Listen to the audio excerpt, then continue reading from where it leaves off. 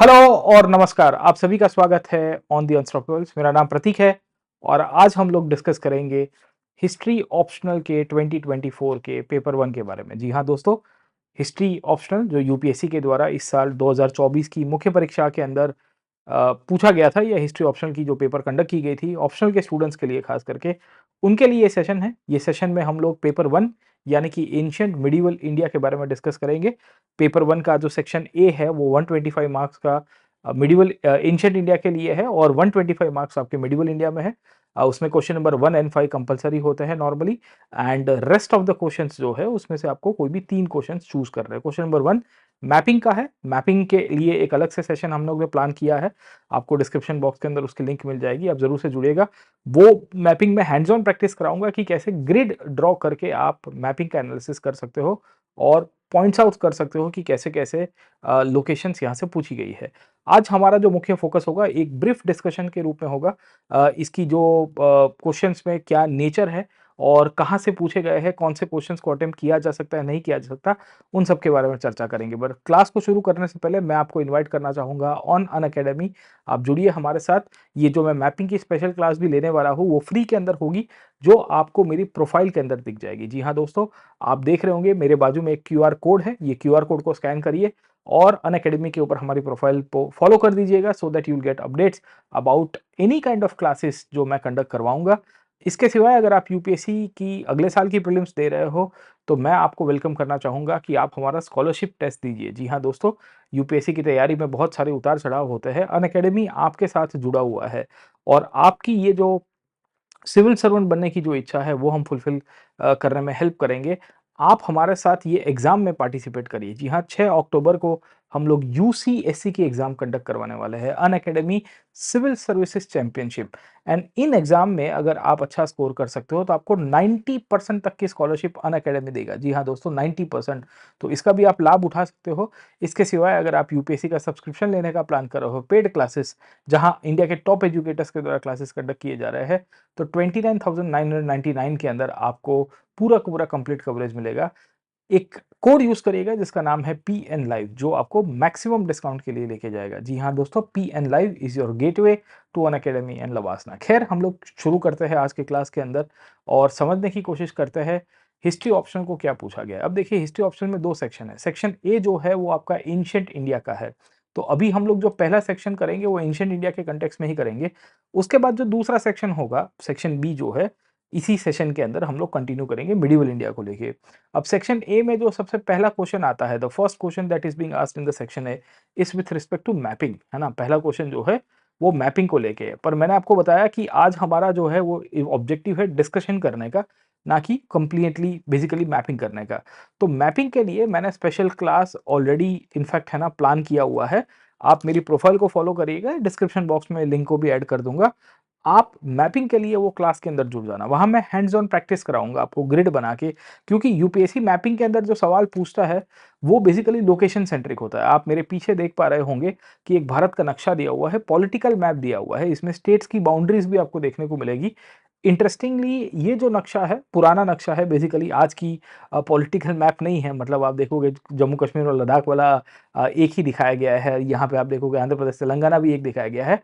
पर मूलतः से एंशिएंट हिस्ट्री की या कल्चरल साइट से, हिस्टोरिकल साइट से उसको कैसे प्लॉट किया जा सकता है। तो बेसिकली मैपिंग का एक बहुत बड़ा क्राइटेरिया है यूपीएससी के लिए, उसमें प्रैक्टिस लगती है। लोकेशंस हम लोग ने क्लास के अंदर भी डिस्कस की है। तो मैपिंग कैसे करनी है सर, ठीक है ना, उसमें ग्रिड बना के कैसे हम लोग कर सकते हैं इस तरह की, और कैसे कौन से चौखंडे में या कौन से बॉक्स के अंदर कौन सी साइट फॉलो अप करेगी कि भाई हमें अगर आइडेंटिफाई करना है साइट नंबर यहाँ पे दिया गया है, से for example site number 13 sir, ठीक है, कि वो गुजरात के अंदर है। और फिर यहाँ पे अगर हम लोग क्वेश्चन देखेंगे तो ऑटोमेटिकली हमें समझ में आएगा stone inscriptions regarding land grant with tax exemptions, okay ना, समझे। तो ये आपको पूछा गया है। या यहाँ पे 14 नंबर की साइट है, Shiva temples named after family relationship, okay. तो 14 नंबर के क्वेश्चन के अंदर आपको यहाँ, तो ये जो मैपिंग की है मेन जो टॉपिक है, जो जहाँ से प्रैक्टिस आपको करनी है, इसके ऊपर मैं लाइव क्लास लूँगा। Live class basically special class के रूप में होगा, जो आप अटेंड कर सकते हो, फ्री के अंदर है। डिस्क्रिप्शन बॉक्स में इसकी लिंक अपडेट कर दूँगा। आप ज़रूर से जुड़िएगा। ख़ैर हम लोग मैपिंग के ऊपर नहीं जा रहे हैं, मैपिंग के बारे में आपको बता देता हूँ क्योंकि मैपिंग में साइट लोकेशन थोड़ा टफ होता है। बट अगर आप एक बार साइट लोकेट कर देंगे तो ऑटोमेटिकली आपको उसके बारे में 50 वर्ड्स में एक्सप्लेन करना होता है। क्वेश्चन नंबर 1 जो होता है वो मैपिंग के कॉन्टेक्स्ट में होता है। सो यू आर सपोज्ड, अब से फॉर एग्जांपल आप देखिए 11वें नंबर की एक साइट आपको बता रहा हूँ, जहाँ लिखा गया है major rock edict of Ashoka. अब मेजर रॉक एडिक्ट भारत में कहाँ-कहाँ आए थे? तो तकरीबन 14 मेजर रॉक एडिक्ट थे और 10 लोकेशन के ऊपर है। अब 11वां नंबर अगर आप नक्शे के अंदर देखने की कोशिश करिए, you see the point number 11 जो आपको यहाँ से दिखेगा सर, जो यूपीएससी के द्वारा यहाँ पे है, just a second we will see कि ये 8 है, 9 है और ये रहा सर, ठीक है ना? उत्तराखंड के अंदर है। अब उत्तराखंड में एक ही मेजर रॉक एडिक्ट है, वो है कलसी नाम की जगह है सर, ठीक है ना समझे? तो आप देखेंगे कि अगर आपको जगह पता है सर, ठीक है ना? तो आप ऑटोमेटिकली आइडेंटिफ़ाई कर पाओगे। Understood this part? अगर आपने थोड़ी बहुत हिस्ट्री पढ़ी हुई है, आप लिंकेजेस को आइडेंटिफ़ाई कर पाओगे। वैसे ही अगर आप यहाँ देखोगे तो यहाँ 20वां नंबर आपको दिया गया है सर, ठीक है? Somewhere in the north east, आज के मणिपुर, मिज़ोरम वाले रीजन के अंदर, ओके? एंड देन यहाँ पे मेगालिथिक मॉन्यूमेंटल साइट आपको पूछी गई है। तो इंटरेस्टिंग है, शिव टेम्पल ऑफ गुप्ता है, जैसे 19वां नंबर अगर आप देखिए यहाँ पे सर, ठीक है? एंड 19th नंबर में Shiv temple of Gupta period पूछा गया कि भाई गुप्ता पीरियड के अंदर कहाँ-कहाँ शिव टेम्पल्स बने थे। तो एक नचना कुथार टेम्पल है, भूमरा का टेम्पल है सर, ठीक है? इन सब जगहों के ऊपर से आपको कॉन्टेक्सचुअल है और उसी में से ही आपको आइडेंटिफाई करना है कि एग्ज़ैक्टली कहाँ होगा, राइट? ओके। तो will be discussing the mapping, हम लोग उसके ऊपर चर्चा करेंगे, आपको लोकेशंस के साथ और हैंड्स ऑन प्रैक्टिस कराऊँगा, आप ज़रूर से जुड़िएगा। आपको डिस्क्रिप्शन बॉक्स में इसकी लिंक अपडेट कर दूँगा so that you will get all the details about how you should practice mapping. Mapping is an outcome of the practices. Locations basically Upinder ma'am की बुक में और बाकी सारी एनालिसिस के थ्रू ही आप उसको आंसर कर पाएँगे। ख़ैर हम चलते हैं क्वेश्चन नंबर 1 के ऊपर या क्वेश्चन नंबर 2 के ऊपर। क्वेश्चन नंबर 1 जो था वो 50 मार्क्स का पूरा मैपिंग का ही था सर, ठीक है?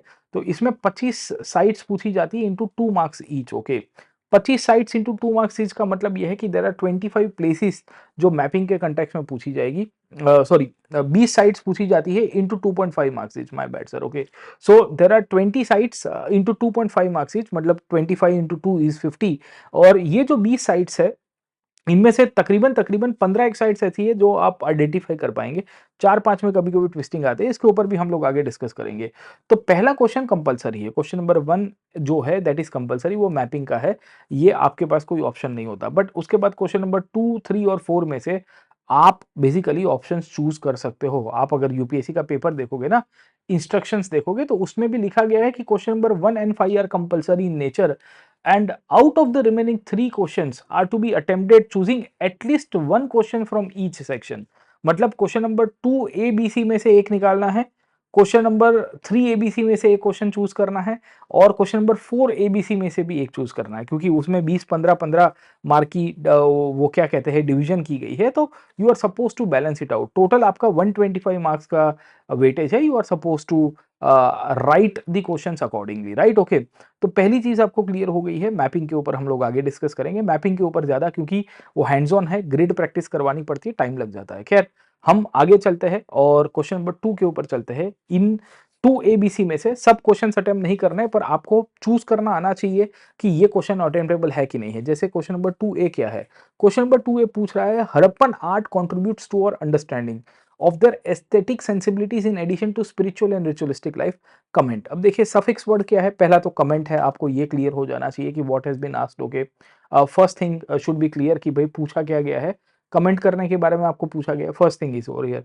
सेकंड, अगर आप समझने की कोशिश करिए, ये पूछा गया Harappan art contributes to our understanding, मतलब किस तरह से हड़प्पन आर्ट हमारी अंडरस्टैंडिंग में हमको हेल्प करता है, उनके एस्थेटिक सेंसिबिलिटीज के साथ-साथ उनके स्पिरिचुअल और रिचुअलिस्टिक लाइफ के बारे में। वो आपको भी थोड़ा बहुत जानकारी होगी कि हड़प्पा में जो मेन सोर्स है वो कौन से है? आर्कियोलॉजिकल सोर्सेस है। और आर्ट फॉर्म्स में देखोगे ब्रॉन्ज का आर्ट फॉर्म है, कॉपर का आर्ट फॉर्म है, स्टोन का आर्ट फॉर्म है, वो टेराकोटा का आर्ट फॉर्म है, जो बेसिकली मूर्तियाँ बनती थी इनके यहाँ, मदर गॉडेस की हो गई हो, बाकी सब की हो, वो कैसे उनकी बेसिकली लाइफ को डिफाइन करते हैं और हमारे हेल्प करती है। तो हड़प्पा के बारे में हमें पता है कि भई this is mainly dependent on the archaeological sources, right? And on this archaeological sources we will come to know कि Harappa the people of the Harappan civilization had actually developed their aesthetic sense. Okay, aesthetic sense में आप bronze casting के बारे में लिख सकते हो कि कैसे ब्रॉन्ज कास्टिंग उनके एस्थेटिक सेंसिबिलिटी को दर्शा रहा है, कैसे हड़प्पा के सील्स उनके एस्थेटिक सेंस को दर्शाते हैं, हड़प्पा के टाउन प्लानिंग की व्यवस्था आप देखने की कोशिश करिए। और लिंकेज आपको पूछी गई है कि कैसे वो हमें स्पिरिचुअल रिचुअलिस्टिक लाइफ के बारे में बताता है। अब जैसे हड़प्पा की जो इमेजेस आपको देखने को मिलती है, टेराकोटा की है, क्ले की इमेजेस है, मदर गॉडे की इमेजेस है, राइट? ओके, ये सब की सब क्या इनके आध्यात्मिक दर्शन को दर्शाती है कि नहीं दर्शाती है? दर्शाती है डेफिनेटली। अगर आप समझने की कोशिश करिए हड़प्पा के जो सील्स है, उनके जो सील्स में पशुपति का सील है वो क्या दर्शाता है? वो भी उनकी स्पिरिचुअल और रिचुअलिस्टिक लाइफ को ही दर्शाता है। तो they were in a form of art, right? Okay, इनकी पॉटरी के बारे में देखिए, पॉटरी वी विल सी कि इनके रिचुअलिस्टिक लाइफ को दर्शाती है। कैसे? क्योंकि इनकी जो पॉटरी है हड़प्पा की, वो कभी-कभी बरियल्स के साथ भी की गई थी। So they had buried of their pottery, right? तो all of this has to be written. Mainly आपको एग्जांपल्स कोट करने हैं इसमें कि कैसे हड़प्पन आर्ट जो है वो उनके एस्थेटिक सेंस के लिए तो था ही, बहुत ही रिफाइन था, बट वो हमारे अंडरस्टैंडिंग के पॉइंट ऑफ व्यू से वी विल आल्सो फाइंड कि वो स्पिरिचुअल और रिचुअलिस्टिक जीवन कैसे जीते होंगे ये अलग-अलग वस्तुएँ बना के, उसके साथ आपको लिंकेजेस एस्टेब्लिश करनी है। आखिर में जब, क्योंकि ये कमेंट वाला क्वेश्चन है, तो आपको इसके अंदर ये भी ऐड करना पड़ेगा मेनली कि जब आपको टिप्पणी करनी है, you are supposed to comment, तो you are supposed to quote कि भई बहुत बार ये जो आर्ट फॉर्म्स है ये बिकॉज़ आर्कियोलॉजिकल सोर्सेज़ के ऊपर है। हड़प्पा के पीरियड को हम लोग क्या कहते हैं? हिस्टोग्राफी के सेंट्रिक अगर आप देखोगे तो हम लोग प्रोटो हिस्ट्री कहते हैं sir, right? Okay. Proto history का मतलब ही ये है कि अभी भी हमारे पास पूरे एविडेंसेस नहीं है आर्कियोलॉजिकल सोर्सेज़ के ऊपर से हम इंटरप्रिटेशन नहीं कर सकते। तो हम लिखेंगे कि भई no doubt the Harappan art gives us very refined knowledge about the spiritual and the religious life and the ritualistic life, okay, but then simultaneously we also have to take into consideration this art forms might have other purposes as well, okay। तो इस तरह से हम लोग conclude करेंगे, understood this part, okay. तो हमने historiography भी ऐड कर दी, हमने आर्कियोलॉजिकल सोर्सेज के ऊपर से प्रस्ताव दिया और उसके बाद उसके कंक्लूजन की तरफ चले गए। तो ये क्वेश्चन में मुख्य ये मुद्दे हैं। बेसिकली मैं आज के सेशन के अंदर आपको एक ओवरव्यू और एक ब्रीफ फ्रेमवर्क के बारे में चर्चा ज़्यादा करूँगा, rather than doing ball by ball commentary about exactly क्या हुआ था और उसको कैसे डील करना चाहिए, क्योंकि वो करने बैठेंगे तो बहुत लंबा सेशन हो जाएगा। इन सब का डिटेल्ड डिस्कशन मैं अपने प्लस क्लासेस के अंदर करवाता हूँ। जी हाँ दोस्तों, अगर आप हिस्ट्री ऑप्शनल की तैयारी कर रहे हो, तो आप हमारे साथ मेरे यूपीएससी, सीएसई का जो अनअकैडमी का ऑप्शनल का प्रोग्राम है, उसमें आप जॉइन करिए। वहाँ आपको हर एक पीवाईक्यू के ऊपर, उसमें भी पिछले 10-15 साल के जो पीवाईक्यूज़ है उसके ऊपर बहुत डिटेल्ड डिस्कशंस हम लोग करते हैं, जिसके कारण आपकी जो थॉट प्रोसेस है वो पूरी तरह से रिफाइन हो जाती है। खैर, ये क्वेश्चन नंबर 1 था। क्वेश्चन नंबर 1 के बाद क्वेश्चन नंबर 2 के ऊपर चले जाते हैं। क्वेश्चन नंबर 2 बड़ा इंटरेस्टिंग है। क्वेश्चन नंबर 2 के अंदर आपको पूछा गया है कि different type of megalithic burials in India, discuss करो उसके बारे में। Discuss different type of megalithic burial in India. How far does archaeological evidences from it help us to know religious belief and cultural practices. अब देखिए यहाँ पे भी धर्म और संस्कृति के बारे में ही आपको पूछा गया। अब देखिए बड़ा इंटरेस्टिंग है, अगर आप वो हड़प्पा वाला लिखोगे तो ऑब्वियस है कि फिर यहाँ से आपको कोई ना कोई क्वेश्चन जो है वो बैलेंस करना पड़ेगा सर, ठीक है? क्योंकि you are suppose to write any one, तो लिखना ही है क्वेश्चन 2 ए बी सी में से सर, ठीक है? तो एक तो लिखोगे, दो भी लिखोगे, फिर तीन में आपको एक ही चूज करना है, तो you are suppose to balance, क्योंकि 125 मार्क्स का पूरा वेटेज आपको देखना है, राइट? अब ये सवाल लिख सकते हैं, ज़रूर से लिख सकते हैं। आप सभी को पता है मेगालिथिक कौन से प्रकार के होते हैं, and if you are aware about megalithic, megalithic आपको मेन्हिर प्रकार के मिलते हैं, मेगालिथिक आपको टोपिकाल प्रकार के मिलते हैं, डोलमेट प्रकार के देखने को मिलते हैं, सिस्ट प्रकार के देखने को मिलते हैं, केन प्रकार के देखने को मिलते हैं। वी विल सी कि मेगालिथिक में अर्न बरियल्स आपको देखने को मिलेंगे। इस प्रकार के जो सवाल है उसमें आपको डिस्कशन ही करने हैं मेगालिथिक पीरियड में कि कैसे-कैसे प्रकार के वी विल सी कि बरियल्स हमको देखने को मिले, राइट? तो you are suppose to give different varieties of burial. अगर आप ड्रॉ कर सकते हो तो मैं तो कहूंगा कि छोटी-मोटी इमेज ड्रॉ करके भी आप एक्सप्लेन करने की कोशिश करिए, सो दैट एग्जामिनर और कन्विंस हो जाए आपसे, और डेफिनेटली सर कि भाई देखो कैंडिडेट ने यहाँ ड्रॉ करके एक्सप्लेन करने की कोशिश की है। आप इसमें जो स्टोन बरियल्स है उसके बारे में, और फिर उसके बाद मेगालिथिक पीरियड की साइट्स आप लिख दोगे कि पिकलियाल है, ब्रह्मगिरी है, इन सब जगह के ऊपर, या जूना पानी है नागपुर के अंदर, वहाँ पे हमको मेगालिथिक साइट्स में इस प्रकार के बरियल मिले हैं। फिर उसके बाद आपको नेक्स्ट टॉपिक के ऊपर चले जाए कि क्वेश्चन की डिमांड क्या है। क्वेश्चन की डिमांड ये कह रही है कि how far does the archaeological evidences help us to know the religious and cultural practices. उस समय की धार्मिक और सांस्कृतिक जो रीत रिवाज थे उसमें कैसे हेल्प करते हैं, राइट? ओके, तो you have suppose to understand, okay, कि भाई इनके यहाँ आपको रिलीजियस बिलीफ के बारे में पता चलता है, पोस्ट लाइफ के बारे में पता चलता है।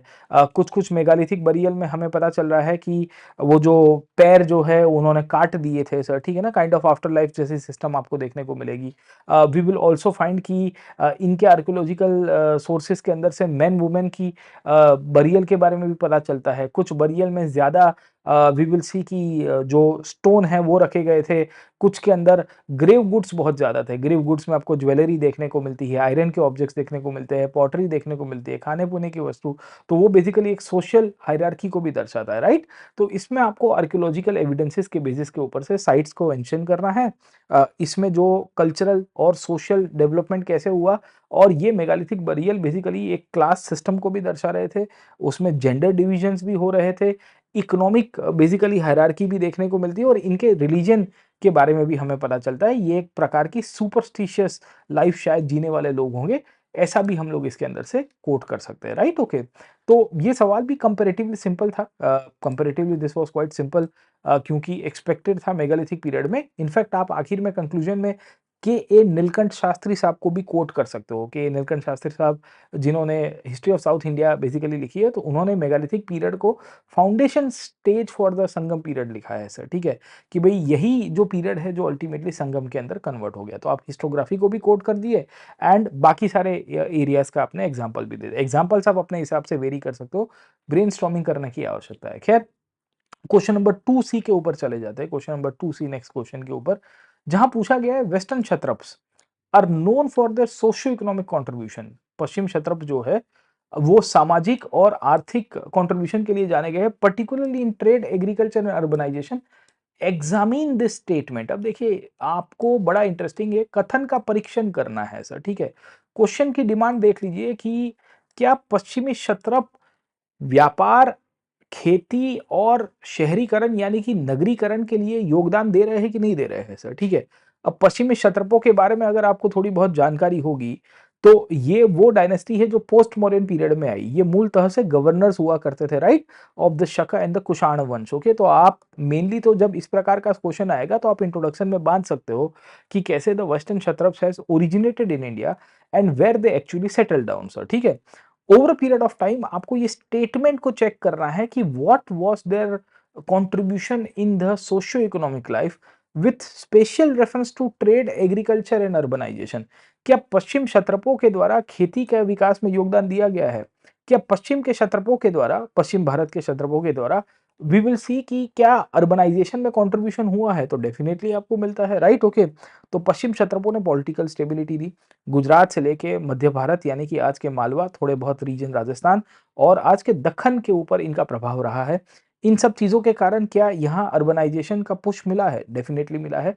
पोस्ट मॉडर्न पीरियड के अंदर भी we will come to know कि आपके यहाँ कल्चरल डेवलपमेंट हो रहा था। अर्बनाइजेशन बेसिकली नए और पुराने सिटीज़ एक्सिस्ट करते हुए डेवलप कर रहे हैं। जैसे अवंती आप लिख सकते हो, आप जूनागढ़ के अंदर खेती के कॉन्टेक्स्ट में लिख सकते हो कि भई पश्चिमी क्षत्रपों के द्वारा we will come to know कि एग्रीकल्चर में भी कंट्रीब्यूशन दिया गया, जहाँ जूनागढ़ के अंदर गिरनार रेक को रुद्रदामन जैसे राजाओं के द्वारा रिपेयर किया गया। इसमें खास करके आपको सोर्सेस को बहुत कोट करना पड़ेगा। You are supposed to quote the sources as well. The sources will include the Junagadh inscription of Rudradaman, जहां वो कंट्रीब्यूट करने की बता रहा है कि देखो मेरा क्या योगदान था। इनफैक्ट पश्चिम क्षत्रपों के द्वारा पोर्ट्स का डेवलपमेंट को कंटिन्यू करवाया गया। ये पोर्ट्स बेसिकली सोपारा के पोर्ट्स थे। ये पोर्ट्स अगर आप देखने की कोशिश करोगे तो भरूच का पोर्ट था, जिसके थ्रू पश्चिम भारत या खास करके वेस्ट एशिया के साथ हमारा व्यापार बढ़ा है। तो बेसिकली ये वेस्टर्न क्षत्रप के समय पे ही हो रहा था। हिपेलस नाम का अगर आपको थोड़ा बहुत पता होगा, ग्रीक सेलर जो था वो इंडिया आता है, या उसने इंडिया की तरफ आने की कोशिश की by discovering the monsoon winds. तो वो बेसिकली आज का जो सूरत भरूच वाला जो रीजन है वहाँ पे ही ये लोग उतरते हैं। तो इन सबों में क्षत्रपों की योगदान है। अब प्रॉब्लम ये है कि ये स्टेटमेंट को बिकॉज़ एग्ज़ामिन करना है, तो हमें ये भी कोट करना पड़ेगा कि अ, क्षत्रपों का कंट्रीब्यूशन इसके सिवाय कला एवं संस्कृति में भी है सर, ठीक है? And they are known mainly for respect to the trade and the I would say the culture and the art forms compared, because the lesser sources are available sir, ठीक है? तो सोर्सेज़ सेंट्रिक आपको coat करना है। आखिर में हम लिखेंगे कि over and about the trade and commerce they were mainly responsible for economy. Basically economy में कॉइन्स के बारे में भी आप लिख सकते हो कि वेस्टर्न क्षत्रपों के द्वारा कॉइन्स इशू किए गए थे। ये कॉइन्स बेसिकली सिल्वर के कॉइन्स हुआ करते थे जिसमें ग्रीक और प्राकृत भाषा दोनों का उपयोग किया गया था शक क्षत्रपों के द्वारा। इवन कुषाणों के क्षत्रप भी यही करने की कोशिश करेंगे। एंड साइमल्टेनियसली इनका कंट्रीब्यूशन केव आर्किटेक्चर के अंदर था, जहां इन्होंने नासिक और बाकी सारी जगहों में डोनेशन भी दिया है और उसके थ्रू भी इकोनॉमिक डेवलपमेंट करने की कोशिश की गई सर। ठीक है, तो इस तरह का स्टेटमेंट आपको पूछा गया है। इसमें कंक्लूजन में, बिकॉज ये स्टेटमेंट एग्जामिनेशन के कंटेक्स्ट में है, तो आप इसी तरह से कंक्लूड करोगे कि भाई खाली और खाली क्षत्रपों को इकोनॉमी के पॉइंट ऑफ से नहीं देखना चाहिए, उनका कंट्रीब्यूशन कल्चर सेंस में भी आपको मिलेगा। खैर, इसके सिवाय ये 3 क्वेश्चन थे, question number 2 A, B, C, that was mainly related to the Kshatrapa system and how the Kshatrapas were contributing overall to the scenario of Indian history precisely in the post-Mauryan period. Okay. Most probably question number 2A and 2B were comparatively easy, यानी कि ये जो हड़प्पा वाला जो सवाल है वो easy था क्योंकि उससे हम लोग आराम से आइडेंटिफाई कर सकते हैं। 2B भी जो है मेगालिथिक बरियल वाला है सर, ठीक है, वो भी इजी है, वो इसमें अच्छा मसाला है। ये क्षत्रपों वाले सवाल के अंदर आपको डेटा और फैक्ट नहीं मिलेगी एट टाइम्स, क्योंकि ब्रेनस्टॉर्म करने में आगे के टॉपिक्स ना छूट जाए वो देखना है, right.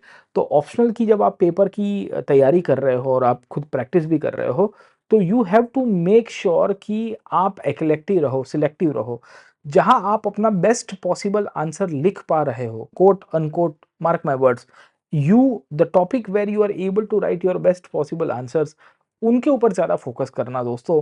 Compare to, I would suggest and I would say कि भाई आप हर एक क्वेश्चन को डील करने की कोशिश करो तो पेपर छूट जाएगा आपका और उसका कॉस्ट बेनिफिट भी अच्छा नहीं है। खैर, क्वेश्चन नंबर 2 एबीसी में से A B were comparatively moderate, C was little bit brainstorming वाला था, आपको मिलता रहेगा। खैर, उसके सिवाय क्वेश्चन नंबर 3 के ऊपर चलते हैं। क्वेश्चन नंबर 3 बड़ा इंटरेस्टिंग है। क्वेश्चन नंबर 3A वो भी 20 मार्क का ही है सर, ठीक है, और पूछा गया है symbiotic relationship between the Buddhist establishment, artisans, Buddhist establishment, traders, artisans, and royal support led to close proximity of religion, economy, and polity in the Mauryan and the post-Mauryan period. Examine the statement. Once again, आपको ये कथन का परीक्षण करना है। अब देखिए क्या पूछा गया है, सिम्बायोटिक सर, ठीक है।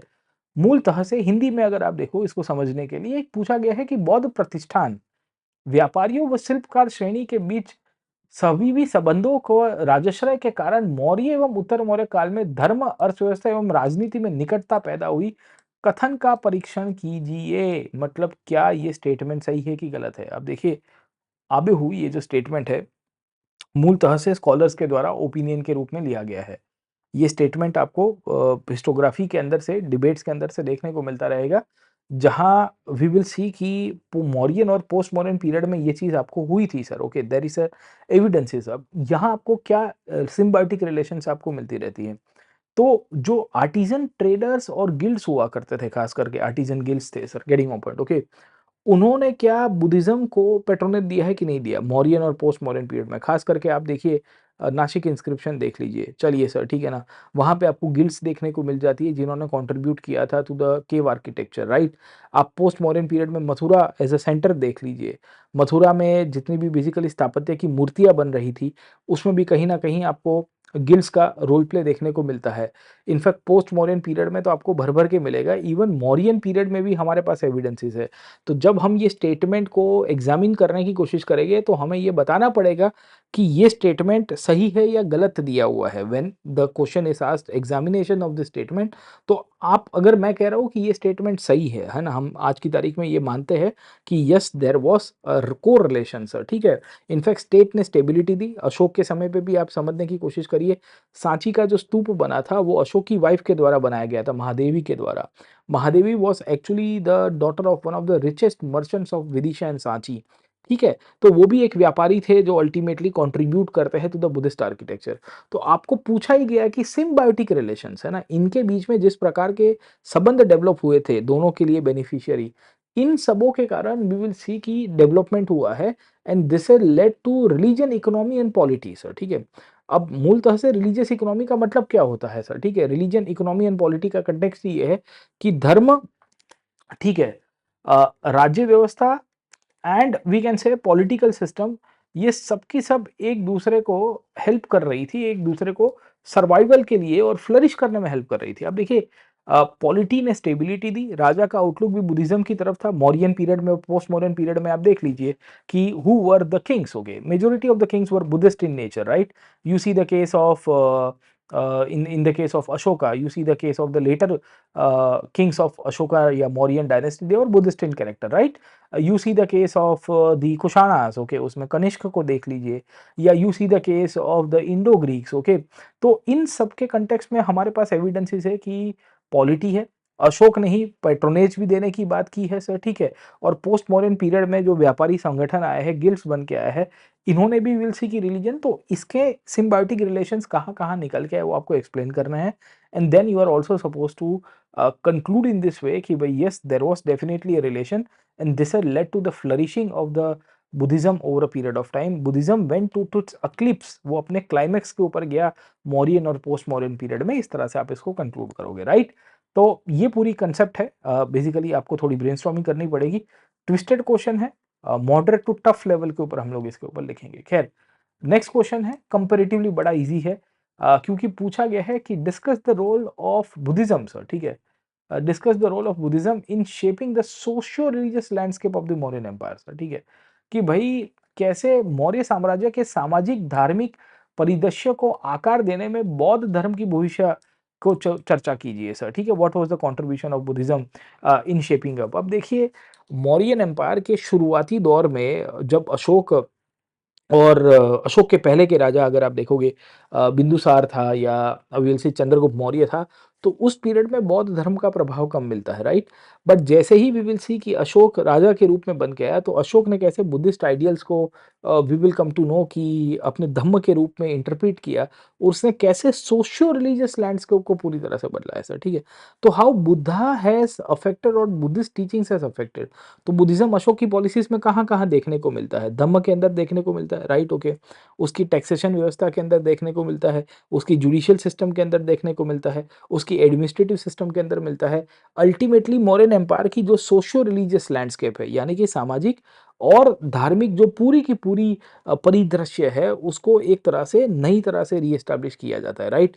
तो अशोक के धम्म के कॉन्टेक्स्ट में आप सभी को पता होगा कि अशोक ने वी विल सी कि लोगों को टॉलरेंस प्रीच करने की कोशिश की। उसने कहा रॉक एडिक्ट नंबर 7 के अंदर कि भई हमें सहिष्णु बनना चाहिए, हमें अपने संप्रदायों को लेके, अपने समाज को लेके, उसको लेके हमें ये नहीं करना चाहिए, क्या कहते हैं, कॉन्फ्लिक्ट नहीं करनी चाहिए। अशोक ने रॉक एडिक्ट नम के अंदर नंबर 1 के अंदर स्लॉटरिंग ऑफ एनिमल्स के ऊपर उसने लिखा है। उसने कहा कि ये नहीं, जीव हत्या नहीं होनी चाहिए, अहिंसा के ऊपर हमें जाना चाहिए। तो क्या मौर्यन एम्पायर में सोशियो रिलीजियस लैंडस्केप में अहिंसा को प्रमोट किया गया? डेफ़िनेटली किया गया। तो जो भी बुद्धिस्ट आइडियल्स है ना, वो कहाँ-कहाँ मौर्यन एम्पायर के अंदर आपको रिफ्लेक्ट हो रहे हैं, उसके कॉन्टेक्स्ट में आपको ये लिखना है। कैसे वो हेल्प कर रहे थे in shaping up the Mauryan empire and overall how it was changing. Last में इसमें कंक्लूजन में आपको ये भी लिखना है कि वाज़ इट इफेक्टिव और नॉट, ओके? तो डेफिनिटली हम लोग लिखेंगे कि it was an effective tool through which Ashok was able to achieve the political consolidation and socio cultural consolidation of the Mauryan empire sir, ठीक है?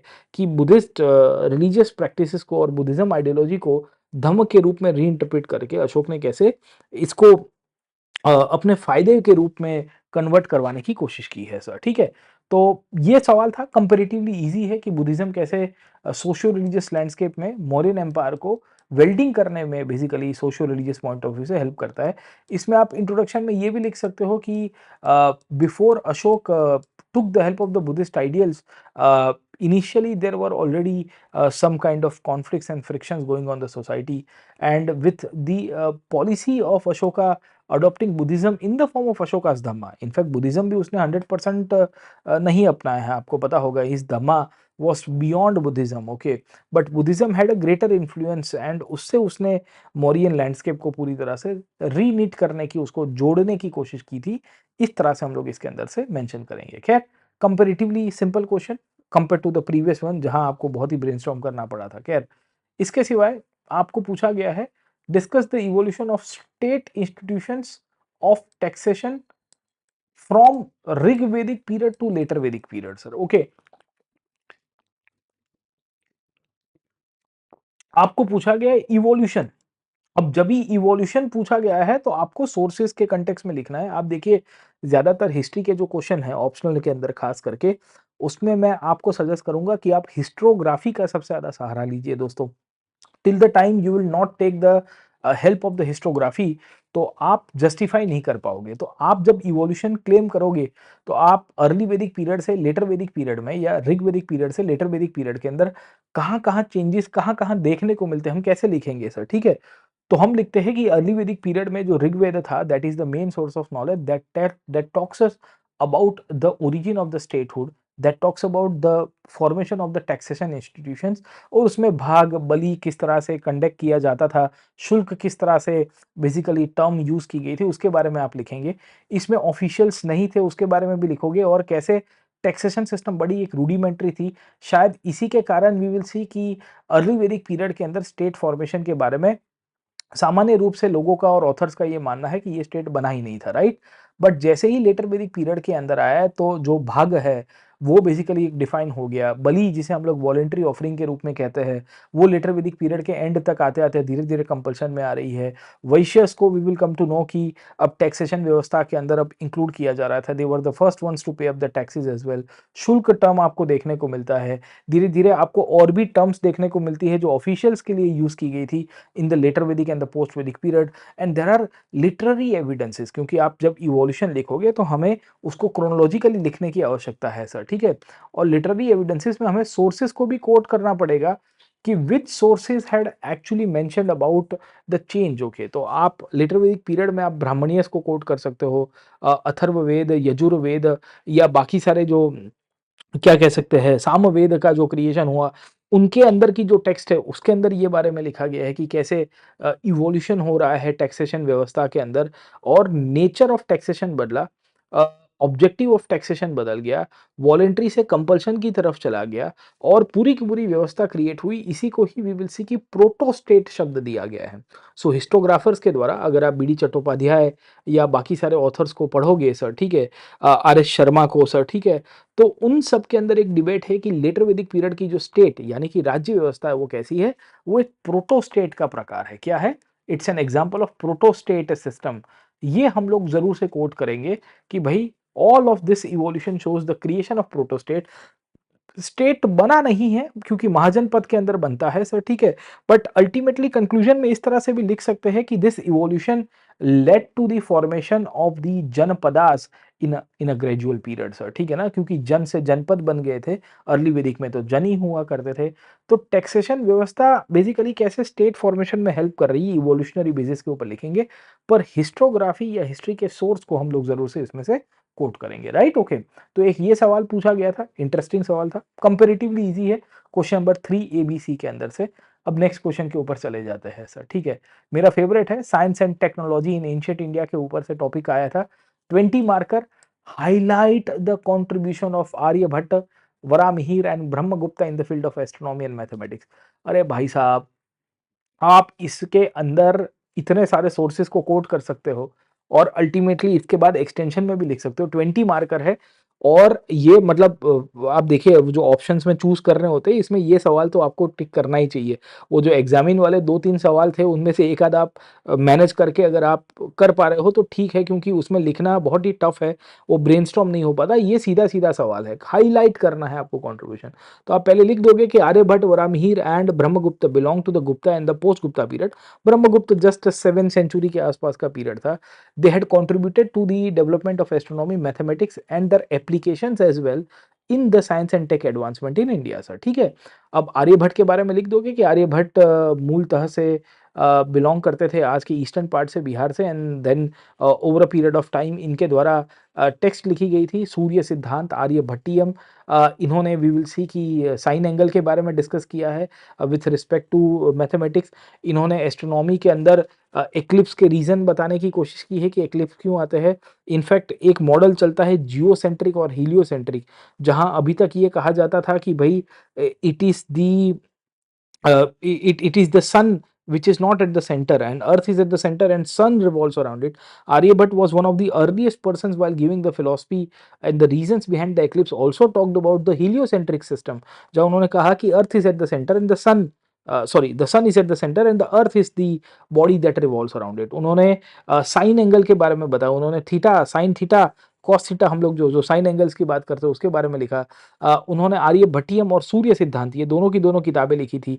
Interestingly with respect to Aryabhata, we will also find कि he was the one जिन्होंने पाई की use की थी। इन्होंने zero का use करना शुरू किया। Zero dates back to the Shunyavada philosophy, जो इंडियन फिलॉसफी का पार्ट है, मिथ्या के साथ जुड़ा गया है, पर उसका एप्लीकेशन वी विल सी कि आर्यभट्ट के द्वारा ही किया गया। तो बहुत एग्जाम्पल है। वैसे ही वरामिहिर के अंदर भी आप कंट्रीब्यूट कर सकते हो कि वरामिहिर ने ब्रह्म बृहत संहिता नाम की एक बुक लिखी थी, कॉम्प्रिहेंसिव बुक थी, जो मैथमेटिक्स, एस्ट्रोनॉमी के साथ साथ it talks about the geography, climate change, environment, agriculture, water and what not things including metallurgy as well.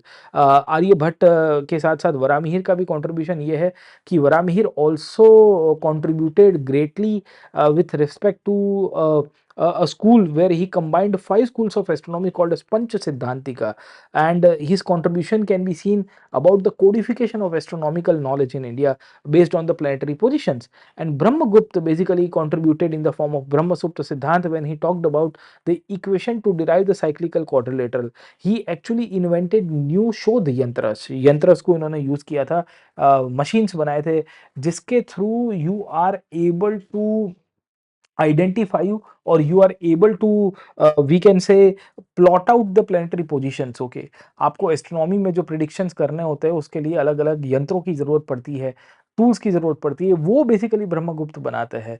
तो ये वराहमिहिर तो चंद्रगुप्त टू के नवरत्न भी हुआ करते थे। तो हम ये लिखते हैं कि भाई इन तीनों ने बेंचमार्क यूज किया था, ये बेसिकली पहले के नॉलेज को यूज करते हैं। इनफैक्ट आर्यभट्ट तो कुछ कुछ ग्रीक्स के द्वारा जो नॉलेज था वो भी वो यूज करते हैं, ग्रीक्स की जो कैलेंडर सिस्टम थी, और उसको अप्लाई करते हुए वो आगे लेके जाएंगे। और इन्हीं का ही कंट्रीब्यूशन था कि आफ्टर द गुप्ता पीरियड, जो भारत में अर्ली मिडिवल पीरियड आया 7th-8th सेंचुरी के बाद, इस पीरियड में भास्कराचार्य जैसे स्कॉलर्स आपको देखने को मिलते हैं जो आर्यभट्ट की टेक्स्ट के ऊपर अपनी कमेंट्रीज लिखेंगे और एस्ट्रोनॉमी को एक साइंस के फील्ड के रूप में और आगे डेवलप कराएंगे सर। ठीक है, अल्टीमेटली हम ये लिखेंगे कि इन सब के कारण गुप्ता पीरियड को काफी लोग साइंस की गोल्डन एज के रूप में भी कंसीडर करते हैं, राइट। तो सिंपल क्वेश्चन, फैक्ट बहुत जरूरी है आपको क्योंकि हाईलाइट ही करना है, इसमें कोई रॉकेट साइंस नहीं है, ये क्लियर हो जाना चाहिए। नेक्स्ट क्वेश्चन के ऊपर चलते हैं, क्वेश्चन नंबर 4B के ऊपर चले जाते हैं। Examine the course of Pallava Chalukya conflicts between the 6th and 8th century. My favourite topic of history. In fact बहुत बच्चे पॉलिटिकल हिस्ट्री छोड़ देते हैं और उनको ऐसा लगता है कि सर पॉलिटिकल हिस्ट्री कहाँ पूछता है, आजकल डायनेस्टीज के बीच में लड़ाई कहाँ पूछता है। पर आप देखिए एक आध सवाल तो हर साल निकल ही जाता है जहाँ पॉलिटिकल हिस्ट्री से भी क्वेश्चन आएंगे। अब आप देखिए कि इस सवाल को किस तरह से आप डील करोगे, how you gonna deal with this question. Okay, तो पूछा गया है एग्जामिन द कोर्स, किस दिशा में जा रहा है सर। ठीक है, 6th सेंचुरी 8th सेंचुरी, अब एग्जामिन करना है आपको, सोर्सेज आधारित बताने हैं। So the Pallav Chalukya conflict can be gauged from the contemporary sources like inscriptions, the Aihole inscriptions, the Kailash temple Kanchi inscriptions, or the text that were written by the Pallavas and the Chalukyan court authors respectively, sir. ठीक है, जहाँ we will see कि पल्लवों के court authors में डंडिन जैसे scholars ने भी लिखा है, और यहाँ पे अगर आप देखोगे तो विजयंका जैसी क्वीन थी जिन्होंने भी we will see कि चालुक्य के कोर्ट्स के अंदर से लिखने की कोशिश की है। अब आपको लिखना है कि एग्जामिन द कोर्स, मतलब वो किस दिशा में जा रहा था, राइट। ओके, वो किस संघर्ष क्रम का जो डेवलपमेंट हो रहा है सर, है ना, 6ठी से लेके 8वीं शताब्दी, यानी कि 550 से ये शुरू हुआ, 550-600 के बीच में, एंड करीबन 750 तक किस तरह से चला सर। ठीक है, तो हम लिखेंगे कि the Pallava Chalukya conflict was started in the first phase, क्योंकि ये पहले फेज में निकल के आया था, तब महेंद्र वर्मन एंड पुलकेशिन टू के बीच में लड़ाई हुई थी। This will lead to Pulakeshin two dominating over Mahendra Varman and killing Mahendra Varman in one of the battles, right? Okay, over a period of time, Mahendra Varman, when he got defeated, Pulkeshin II also took certain ceremonious title as well. Okay, but then a reverse game was played in the phase 2 battles where Narsi Varman, the ruler of the Pallav dynasty, defeated the Pulkeshin II and took the title of Vatapi Konda, which was the capital. Okay, for few years Vatapi was under the occupation and control of the Narsi Varman. Later on, King Vikramaditya I came to power and he decided to take revenge, and then he defeated the Kanchi, and ultimately this will lead to more and more of destroyals, ठीक है। तो इसमें आप लिखोगे कि there were generational conflict taking place, बहुत सारे राजाओं का, 2-3 राजाओं का नाम लिख सकते हो। This will lead to one dynasty subjugating other in either of the course. By 8th century the maturity emerged. Maturity किसके अंदर आई थी? So there was a king called as Vikramaditya II. Vikram II was the king of the Pallav dynasty who, the Chalukyan dynasty, Badami Chalukyas or the Vatavi Chalukyas, who decided to, end this bloody conflict which was going on since almost 100 years. And somewhere in the 740 CE, he decided to take over the control of Kanchi but not destroy the city. And eventually the course of Pallav conflict can be gauged with this part where he decided not to destroy the city. In fact, Kachi was replicated at Pattadakal. So there was a temple called as Kailasha temple, and this is how by the 8th century both the dynasties became very weak because they kept on fighting against each other. This will lead to the rise of the Samantas, and both this Pallav Chalukya conflict ended into the downfall for both the dynasties. The Pallavas by the mid 8th century were toppled by the Rashtrakud, and Chalukyas in the early 9th century or the late 9th century I would say were toppled by the Cholas. Okay, तो पल्लवों का जो last राजा था उसका नाम लिख सकते हो कि ये कॉन्फ्लिक्ट के कारण कोई जीता नहीं। इसमें चालुक्य कभी पल्लवों को मारते थे, फिर पल्लवों ने आके टेक ओवर कर दिया। 3-4 राजाओं के नाम के कंटेक्स्ट में आपने लिख दिया, and then we will come to know कि this eventually ended into a downfall for both the dynasties because Pallavas also lost, the Chalukyas also lost. Okay, तो इस कंटेक्स्ट में आपको इसके अंदर से कोट करना है। खैर, नेक्स्ट क्वेश्चन के ऊपर चले जाते हैं, क्वेश्चन नंबर 4C के ऊपर, और ये भी मेरा फेवरेट टॉपिक है सर, ठीक है। अग्रहार का रोल बताइए इन promoting education in early medieval India, 15 marker, very interesting question sir, ठीक है। अब आप देखिए कि एग्जामिन द रोल प्लेड करना है सर, ठीक है। इस पर एग्जामिन वाले सवाल है कि भाई क्या रोल रहा है उसके ऊपर आपको प्ले करता हुआ आपको बताना है सर, ठीक है। Agrahars were the Brahmin settlements. They were outcome of the land grants that were, इसमें आप लिखेंगे क्या लिखेंगे? तो इसमें ये लिखेंगे कि कैसे अग्रहार्स का इमर्जेंस हुआ, कैसे ब्राह्मीण सेटलमेंट्स का डेवलपमेंट होता है, किस तरह से ये ब्राह्मीण सेटलमेंट्स है उनकी डेवलपमेंट होते होते gradually over a period of time we will come to know कि उनको चतुर्वेदी मंगलम उनको अग्रहार के रूप में या ब्रह्मदेव के रूप में आपको मिलेगा, and how they played a role in promoting education sir, ठीक है। तो आपको एजुकेशन में, तो इसमें आप इंट्रोडक्शन में ही लिखोगे the emergence of the agrahara can be trace back to the Gupta period and the pre Gupta period where the Brahmanas and the religious functionaries were given the land grants, right. उसके बाद आप इसके अंदर से ये भी लिख सकते हो कि this land grants were in the form of perpetual land grants, they were made with physical administrative and other kind of privileges given to the brahmanas. This will eventually lead to the development of the brahminical landlords who were involved into building temple activities within the agrahar, and within the temple premises there was also ghatika that was very much a place for the place of learning. Okay, उसके बाद आप लिखोगे कि this घाटिकास, that is the agrahars which had the ghatika or the Vedic colleges installed within the temple premises started attracting scholars, they started attracting teachers, they started attracting talented people and functionaries who started writing new forms of literary traditions, who started developing the work of the literature in the Sanskrit language. Okay, तो इस दौर के अंदर आपको लिखना है कि प्राचीन भारत की जो शिक्षा व्यवस्था थी वो कैसी थी सर, ठीक है। तो ये अग्रहार ने भारत में मॉरल एजुकेशन दिया, ये अग्रहार ने भारत के अंदर वी विल सी कि वैल्यू एजुकेशन के साथ साथ लोगों को टेक्निकल एजुकेशन दिया, क्योंकि जो कैसे चलाना है एडमिनिस्ट्रेशन वो भी सिखाया जा रहा था। ये अग्रहारों के अंदर वी विल सी कि लोगों को लिटरेचर और राइटिंग की जो नॉलेज है वो आपकी होनी शुरू हो गई। अग्रहारों के अंदर we will also find religious literature भी सिखाया जाता था, यानी कि धार्मिक पॉइंट ऑफ व्यू से, एंड ओवरऑल पर्सनैलिटी डेवलपमेंट से लेके मॉरल एजुकेशन से लेके स्किल बेस्ड एजुकेशन जो उस पीरियड में व्यक्ति को काम में आएगा वो सब अग्रहारों के अंदर दिखाया जाता था सर, ठीक है। तो जो जो पूरी की पूरी शास्त्रों की पढ़ाई है, they were instrumental, and hence Agrahar were able to condense the knowledge system and create an ecosystem from generation to generation.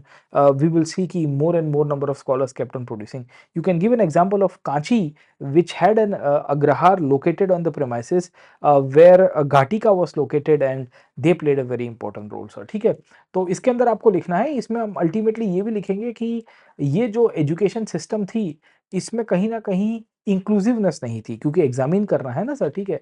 तो हम लिखेंगे कि because the agraharas were gifted to the Brahmanas, only limited persons or only few people of the society had an access to the agrahar who could have got education at that time. So education was limited, but then one person got educated, they were able to create a legacy and educate the rest of the masses via their administrative skills as well, sir. ठीक है, तो इस तरह से हम लोग conclude करने की कोशिश करेंगे, पर मूलतः से अग्रहारों का जो सवाल है, the main question is regarding the agrahara, कि भाई उनका क्या रोल प्ले है, इंक्लूसिवनेस नहीं की, बट ओवरऑल बाकी सारे नॉलेज ऑफ एजुकेशन है उसको कैसे ये हेल्प करता है, उसके अंदर आप लिखेंगे सर, ठीक है?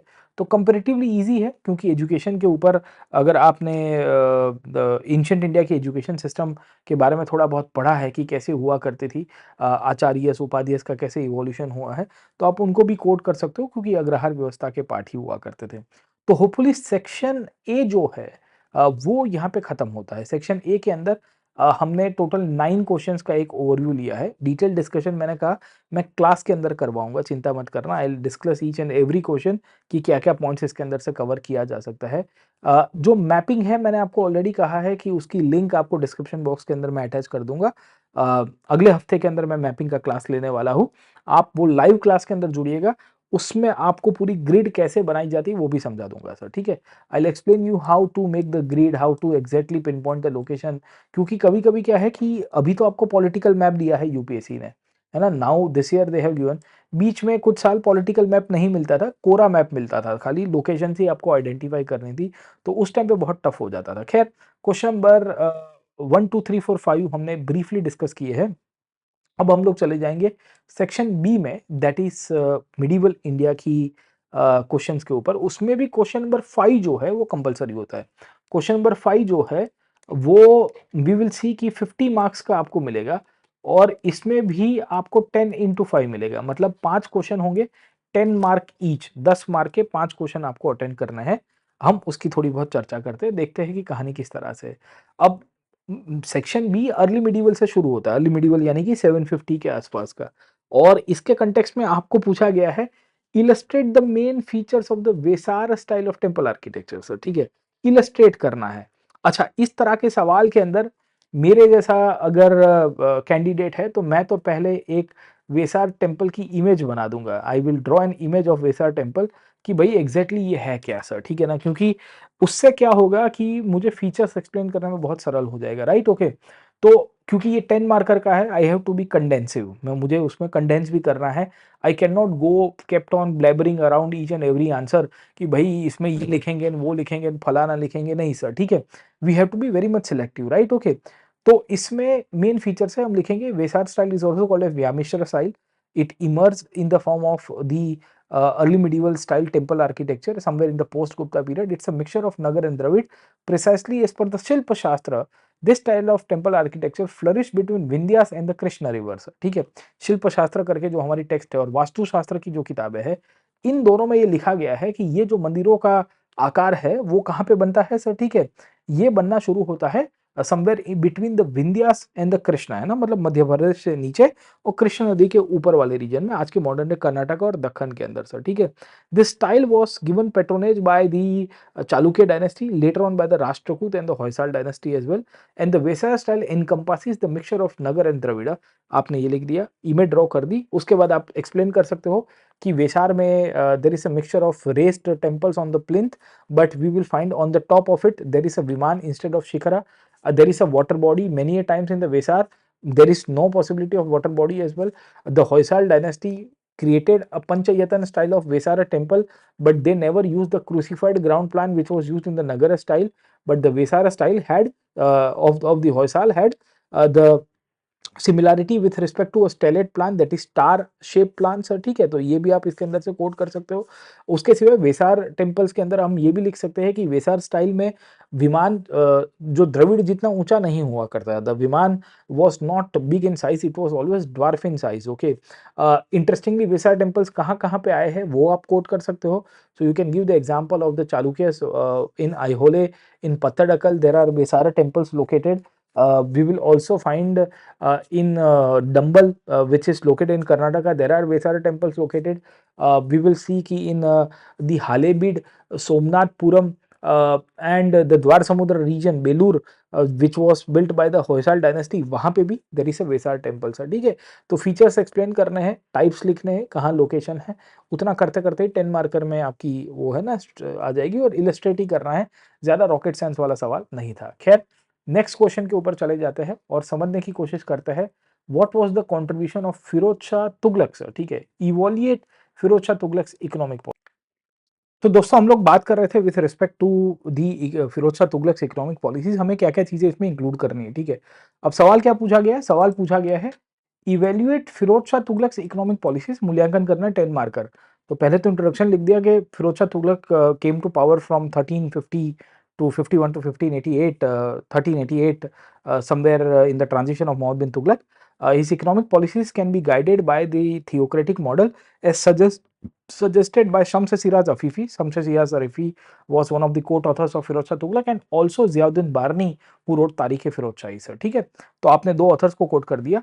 Based on the understanding of both the authors, it can be gauged that Firoz Shah Tughlaq's economic policies was guided by the Quranic and the Shariat-based law model. Okay, then you give the example कि Firoz Shah Tughlaq, when he came to power, he abolished the Takkawi loans that he had gifted or that was started in the period of Muhammad bin Tughlaq. By doing so, he is trying to reduce the expenses. He also abolished certain kind of cesses or the taxes and the custom duties that were being imposed in the state to promote trade and commerce, and simultaneously make sure that he believed that these policies were un-Islamic in character, क्योंकि evaluation करना है historiography के context में कि उसने जो जो policies ली थी सर, ठीक है। Simultaneously we will also find he also impose taxes and the revenue system which was sanction by Quran. तो उसके समय पे आपको 4 प्रकार के अलग अलग टैक्सेस देखने को मिलता है। एक था kharaj which was directly from the land tax, okay, under the state control. Second one was the kham. Kham was basically kind of a booty that the state used to collect from the soldiers as a part of the distribution of wealth that the soldiers had plundered out of the money. The third one was zakat. Zakat was mainly the tax that was collected from the Muslims as a part of charity, and we can say the fourth one was jizya, that was collected from the non-Muslims. Okay, all these things led to more and more of crisis in the economy. One of the reasons was that ki jizya was imposed on the non-Muslims of all the classes. This will include the Brahmins and the other classes as well, and this created more and more of resentment. We will also find ki this will lead to more and more of economic crisis and corruption taking place. Firoz Shah Tughlaq can also be attributed with respect to economy, where he had tried to impose new taxes like irrigation taxes. He also tried to introduce new coins as well, है ना। तो existing coins थे जो जीतल और टंका हुआ करता था, उसमें बिक लेके एक कॉइन लेके आए, बिक and adha, adha is the half of jital sir, ठीक है। तो bikh and adha, they were the two smaller denominations of coins that were issued by Firoz Shah Tughlaq. Overall, Firoz Shah Tughlaq's economic policy was quite disastrous because it led to more and more of corruption, and over a period of time this will lead to a condition where in the initial period there was circulation of currency, there were more income for the state as well, but in the longer run this created more and more of problems. This will lead to the weakening of the economic order. Ultimately the downfall of the Delhi Sultanate started somewhere in the post Tughlaq era sir, ठीक है। तो इस तरह से आप इसको conclude कर दोगे। नॉर्मली ये सवाल में तुगलक सेंट्रिक आपको लिखने, फिरोज शाह तुगलक सेंट्रिक, कि भाई क्या क्या उसने कार्य किए थे। इकोनॉमी में आप कॉइन्स लिख दिए, टैक्सेस लिख दिए, लैंड सिस्टम। अच्छा, इसमें आप ये भी लिख सकते हो कि Firoz Shah Tughlaq economic policy can also be gauge with respect to the revival of the iqta system and giving it in the form of hereditary, also leading to more and more of crisis and weakening of the institutions of economy and political order of Delhi Sultanate sir, ठीक है। कि उसने इक्ता को, अगर आपको पता होगा तो उसने वो हेरिडेटरी बनाया था, तो वो भी प्रॉब्लम किया। खैर चलिए, let's move to the next question, और नेक्स्ट क्वेश्चन के ऊपर जाते हैं। हाँ जी, तो ये वाला जो सवाल है बड़ा इंटरेस्टिंग है, क्योंकि इस सवाल के अंदर आपको पूछा गया है evaluate the contribution of the Qalandariya tradition to the medieval Indian culture, okay ना। अब ये कंपलसरी क्वेश्चन आ गया था, सूफीज्म का ही एक पार्ट है बेसिकली। कलंदर्स कौन थे आपको ये लिखना है, आपको इसके अंदर से आइडेंटिफाई करके ये भी बताना पड़ेगा कि कलंदरों की हिस्ट्री क्या है और उन्होंने कैसे कंट्रीब्यूट किया to the medieval Indian culture. देखो 2 टर्म है, तो आप पहले इंट्रोडक्शन में लिख दो कि the Qalandar tradition started somewhere in the 11th and 12th century, somewhere in the West Asia, from the regions of Syria, Egypt, and eventually it came to India as well as a part of the transition during the medieval era, sir. Okay, the Kalandariya were similar to the Sufi Panth, but they were also different from the Sufis, just because they had a different approach to understand the religious practices. Okay, say for example, the Kalandariyas were a class of people who did not like the Khanakas, है ना, वो खानक में नहीं रहते थे. They kept on roaming from one place to other place. Interestingly, the Kalandariyas, when they came to India, they started using Indian practices as a part, and this will lead to more and more of exchanges between the Hindu practices and the traditional practices of ancient India with the Kalandariya. Say for example, we will come to know the Kalandariyas will try to follow the Kanphata traditions. जैसे आपने गोरखपंथी या कानफटा संप्रदाय नाम सुना होगा, गोरखनाथ के द्वारा शुरू किया गया था, तो उनके जैसे वो लोग भी कान में पियर्सिंग करने की शुरुआत करते हैं, सर. ठीक है, वी विल ऑल्सो फाइंड कि the कलंदरियास will also be interacting with the Indian gurus.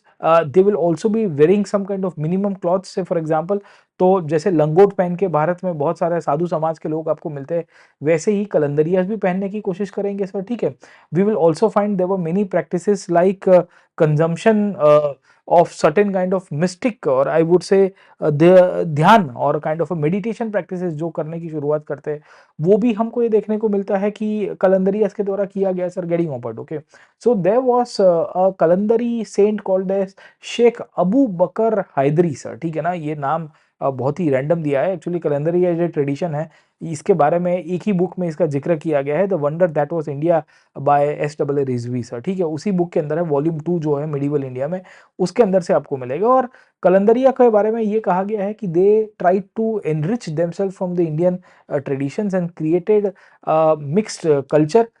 Their customs and traditions were fairly instrumental in creating an order in the Indian society, precisely the exchanges between the Hindus and the Muslims. Simultaneously, we will also find कि the Kalandari's contribution can be also gauged and highlighted by Ibn Battuta, who had actually written about them when he had been traveling the country from north to south as well. इसमें अगर आपको थोड़ा बड़ा पता होगा, तो Qalandariya over a period of time started trading और started we can say exchanging with the Chishtiyas. Chishti अगर आपको पता होगे, चिश्ती दिल्ली में हुआ करते थे, ख्वाजा मोइनुद्दीन चिश्ती अजमेर में हुआ करते थे, उनके साथ ही एक्सचेंज करते हैं. और उसके बाद they became part of the Chishti and the Qalandariya silsila. तो वो सब मिक्सचर है ना, इन दोनों का मिक्सचर आपको देखने को मिलता रहता है.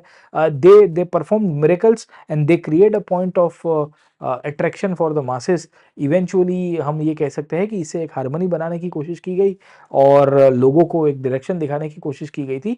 इस तरह से कल्चरल एनरिचमेंट. आखिर में हम ये भी लिखेंगे कि they have been highlighted in the Sufi literature, है ना, सूफियों के जो साहित्य थे उसके अंदर भी उनका लिटरेचर में मेंशन किया गया था, जो सूफी लिटरेचर को हम लोग मकतूबत के रूप में पहचानते हैं, सर. ठीक है, तो ये मेन था कलंदरीज के बारे में. इसके ऊपर हम मिडिवल इंडिया का जब क्लास करेंगे तो और I will be explaining you around कि क्या इसके अंदर से हम लोग और भी फैक्चुअल पॉइंट्स को इंक्लूड कर सकते हैं. नेक्स्ट क्वेश्चन के ऊपर चलते हैं. नेक्स्ट क्वेश्चन है, बड़ा इंटरेस्टिंग है, वो है discuss the main features of Malwa school of paintings with examples. Okay, आपको मालवा शाखा या मालवा स्कूल के बारे में एक्सप्लेन करना है, परिणाम सहित आपको एक्सप्लेन करना है. अब इसको कैसे लिखोगे, हम लोग इसके ऊपर चर्चा करते हैं. अब देखिए, मालवा स्कूल की बारे में हम क्या-क्या चीजें लिख सकते हैं, तो इसके अंदर हम लोग दोस्तों क्या-क्या चीजें इंक्लूड कर सकते हैं, आप समझने की कोशिश करिए. तो पहला तो मालवा स्कूल की जो पूरी थीम है, उसमें हमको ये पता होना चाहिए कि इमर्जेंस कब हुआ था. तो हम लिखेंगे कि the Malwa school of paintings is an extension of the Rajasthani school of paintings that evolved in different parts of Rajasthan from 17th to 19th century. The schools flourished somewhere in the 17th century, went to a downfall. Once again, there was a revival in the 18th and the 19th century, somewhere in the post-Aurangzeb period. Precisely, the Malwa school of painting was an extension of Kota Bundi school, where new paintings were made with respect to the indigenous themes, and it also had some kind of Mughal influence. अब आपको features ही पूछे गए हैं, तो आप लिखेंगे कि the majority of the paintings were made in the Malwa school. They had folk local influence, that is the Rajasthani influence, क्योंकि ये मध्य प्रदेश के अंदर, मध्य प्रदेश राजस्थान वाले रीजन में बनी, पहली बात. Secondly, there were also narrative paintings that were painted. The paintings were made from the Ragamala school of paintings. The paintings were made from the the stories of Keshav Das and Rasik Priya. अगर आपको पता होगा बिहारी के द्वारा लिखी गई थी, एक किताब थी सत्यसाई, केशव दास की किताब थी we will see Rasik Priya, we will also see Ras Manjari नाम की एक बुक हुआ करती थी। इन सब किताबों के अंदर से नैरेटिव थीम को लिखा गया। हम इसके अंदर लिखेंगे कि majority of the paintings also included the folk paintings. We will also see the paintings were dedicated to religious lines, precisely Radha Krishna paintings can be there. We will also find the paintings dedicated to Ramayana as well. तो आपने narrative theme बता दी, फिर आप painting को define करके ये भी कह सकते हो कि this paintings were mainly instrumental in the form of the paintings which were in the miniature form, क्योंकि it had a strong Mughal influence as well, but along with Mughal influence they also had some kind of local practices as well. The colors were very different compared to what we see in the other parts. यहाँ आपको contrasting colors बहुत देखने को मिलते हैं, black and red, black and yellow, blue and yellow, इस तरह के कॉन्ट्रास्टिंग कलर्स आपको मिलेंगे, जिसमें नेचुरल सीनरी को भी हाईलाइट किया गया है। रिलीजियस पेंटिंग्स भी आपको देखने को मिलते हैं, and this will also include the painting theme of the narrative stories like the Ramayana and Radha Krishna Bhakti and other things as well sir। ठीक है, तो इसमें मैं आपको लिखते लिखते आपकी वो है ना कि वर्ड लिमिट आ जाएगी। इसमें मुगल इन्फ्लुएंस को भी आपको थोड़ा मेंशन करना है, क्योंकि जो लेटर पीरियड में बने हैं खास करके 18 सेंचुरी के बाद, उसमें मुगल इन्फ्लुएंस था। इनिशियली जो 7th सेंचुरी में थे, 17th सेंचुरी में, उसमें आपको मुगल इन्फ्लुएंस नहीं मिलेगा सर। ठीक है, तो थीमेटिक सवाल है, कंपेरेटिवली इजी है compare to what the Kalandaria वाला सवाल आपको पूछा गया था। Last but not the least, highlights the features of the Portuguese colonial enterprises, कि पोर्तुगली उपनिवेश उपक्रम की विशेषताओं के ऊपर हाईलाइट कीजिए। तो अब आप लिख सकते हो पोर्चुगीज कब आए। They came in 1498. The colonial enterprise was established over a period of time by setting up colonies, specifically in the form of the coastal parts of the country. आप लिख सकते हो by creating forts they started establishing. Forts के अंदर आप कोची, गोवा के बारे में, दीव के बारे में, दमन के बारे में, बसीन के बारे में आप हाईलाइट कर सकते हो। उसके बाद आपको कॉलोनियल एंटरप्राइज में लिखना है कि भाई the colonial enterprise was actually controlled by the Portuguese state. अब ये कैसे दिया गया था, तो पोर्चुगीज राजा के बारे में अगर आपको याद होगा, तो the king of Portugal had actually given the sovereign status to Goa equivalent to Lisbon sir. ठीक है, तो स्टेट कंट्रोल कॉलोनियल एंटरप्राइजेस थी पोर्चुगीज की पहले फीचर के अंतर्गत। Secondly you will also write कि they were mainly trading with the form of a system called as the kata system sir। ठीक है, katas was a kind of a permit system that the Portuguese colonial enterprise dealt in the Indian Ocean and the Arabian Sea, leading to something called as monopolization sir। ठीक है, तो ये second part हो गया।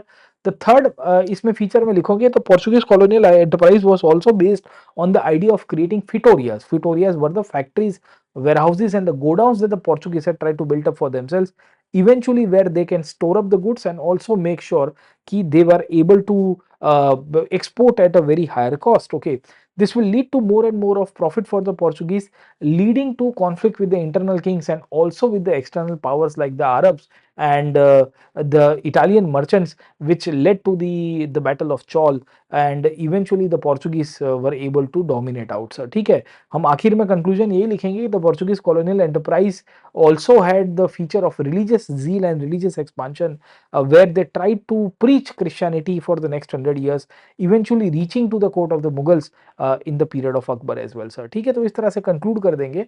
Conclusion में ये point में भी लिख सकते हैं कि the Portuguese colonial enterprise was one of the biggest or the longest ruling enterprise in the world।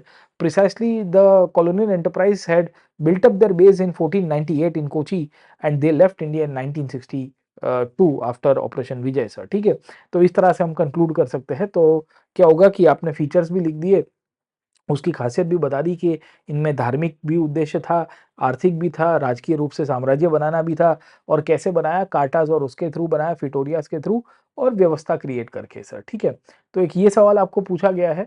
इसके सिवाय क्वेश्चन नंबर 5 तो खत्म हुआ, 5 में कंपलसरी क्वेश्चन थे, मैंने बताया था 10 इंटू 5 50 मार्क्स का है।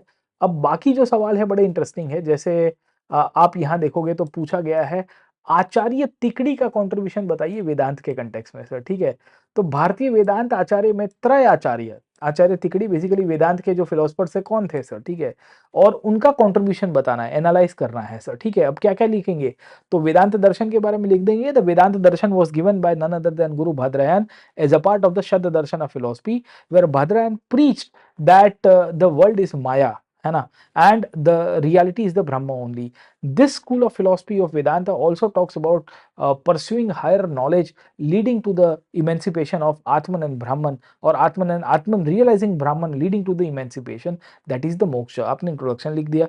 उसके बाद लिखेंगे कि over a period of time the Vedanta school of philosophy was carried out by the three acharyas, where Atman and Brahmanical debates, who is Atman and who is Brahman, the debate aroused. ये debate के अंदर आप highlight करने की कोशिश कर सकते हो about the first acharya, that is Shankaracharya, second acharya that is Ramanujacharya, and third acharya that is Madhvacharya. ये तीन आचार्य है जिन्होंने वेदांतिक स्कूल को बेसिकली आगे कंटिन्यू किया था, right. Okay. Adi Shankaracharya gave this doctrine of Advaita, where he preaches Atman and Brahman are one. He also preaches the world is Maya and the reality is the Brahma only. Jagat Mithyam Brahma Satyam आप highlight कर सकते हो. By preaching this idea, Shankar also talks about going to the path of knowledge. The second Acharya was Ramanujacharya, who talks about the doctrine of Vishishta Advaita, and for him the Brahma is the Vishnu. He talks about countering the Shankaracharya as well. About he says ki that the world is real and Vishnu is the Param Brahma, and that is one of the reason the Vishnu has some kind of विशेषण. इसके लिए विशिष्ट अद्वैत की बात की गई है, where he talks about qualified monism. And the third Brahman, the third Acharya is the Madhavacharya, who talks about Dvaitavad, where he preaches Dvaitavad, where Atman and Brahman are two separate entities. There is dualistic, sir. ठीक है. All the three acharyas contributed in enriching Indian culture, in enriching the knowledge path. Precisely the two acharyas, that is Ramanujacharya and Madhavacharya, also preached bhakti traditions, where they said only knowledge will not lead to liberation. The bhakti of the Brahma is also related. In this Brahman, Vishnu is the Param Brahman for them.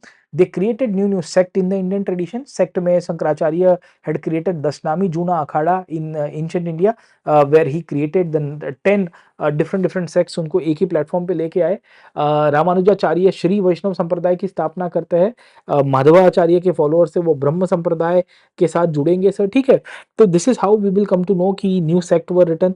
They contributed in the form of literature. Adi Shankaracharya का अगर contribution आपको वेदांतिक दर्शन में पता होगा, तो दे Adi Shankaracharya also established the Matha traditions as well. Okay, they wrote commentaries on the Vedas and the Upanishad, and they gave an alternative to the masses about what is the reality and how you are supposed to pursue your life, sir. ठीक है. तो contribution है इन तीनों आचार्य के बारे में लिखना है. इंटरेस्टिंगली लास्ट के दो आचार्य है, खास करके रामानुजाचार्य एंड माधवाचार्य. इन दोनों के बारे में ये लिखेंगे क्योंकि बिकॉज दे प्रीच द सगुण ब्रह्मन. सगुण ब्रह्म का मतलब है कि they preach Vishnu is the eternal saguna Brahman, god with attributes. This will lead to more and more of temple traditions as well, leading to the idol worship and more of festivals and gatherings in the medieval era, sir. ठीक है. तो इस तरह से हम लोग conclude करने की कोशिश करेंगे कि कैसे आचार्यम ट्राइवर्टेड ने, सर, ठीक है ना, समझे, ये पूरी की पूरी व्यवस्था थी तीन आचार्यों की. उन्होंने कैसे वेदांत दर्शन को एक पॉपुलर फोल्ड के अंदर कन्वर्ज कर दिया, सर. ठीक है. तो 20 मार्कर है, बहुत सारे टॉपिक्स आपको मिल जाएगा. इसके अंदर हम लोग क्यों क्रिटिकल एनालिसिस नहीं तो हिस्टोग्राफी नहीं ऐड करेंगे तो भी चलेगा, सर. ठीक है.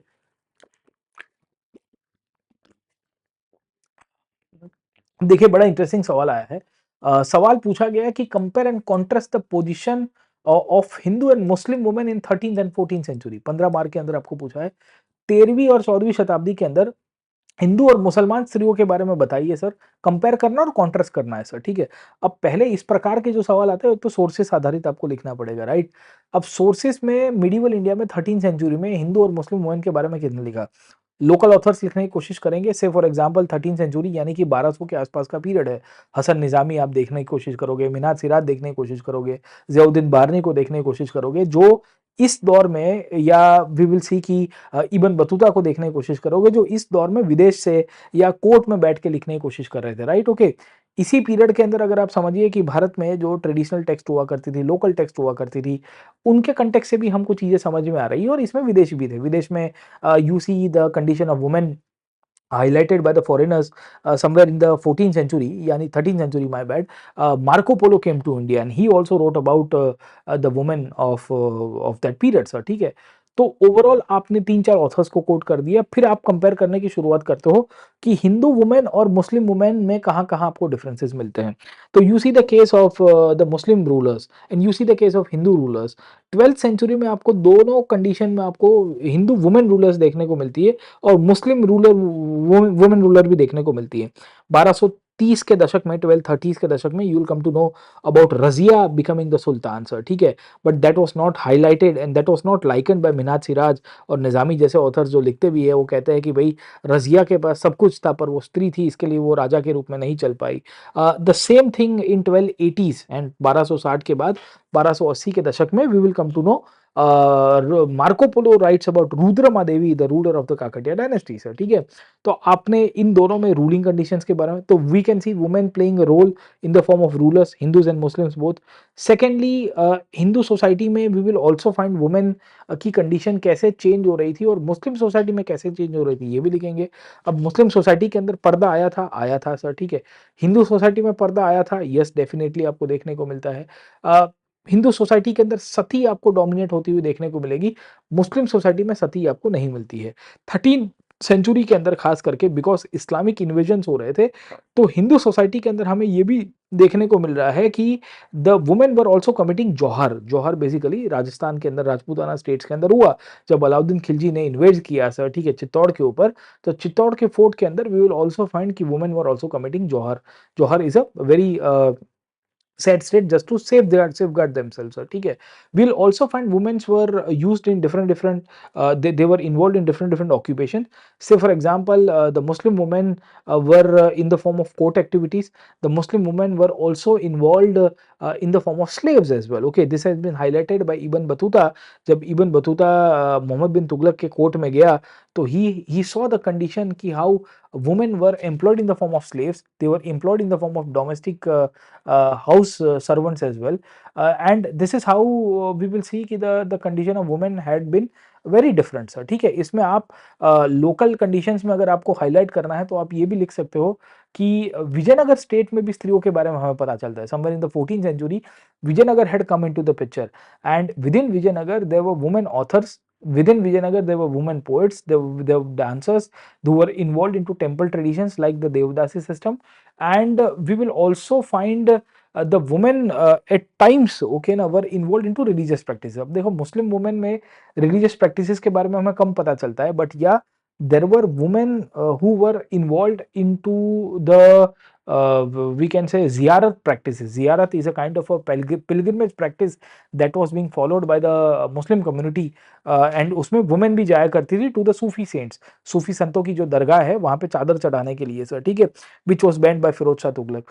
तो ओवरऑल हम लोग ये लिखेंगे कि रूलिंग वुमेन की कंडीशन अलग थी, सामान्य स्त्रियों के बारे में हमको अलग दशा देखने को मिलती है सर, ठीक है।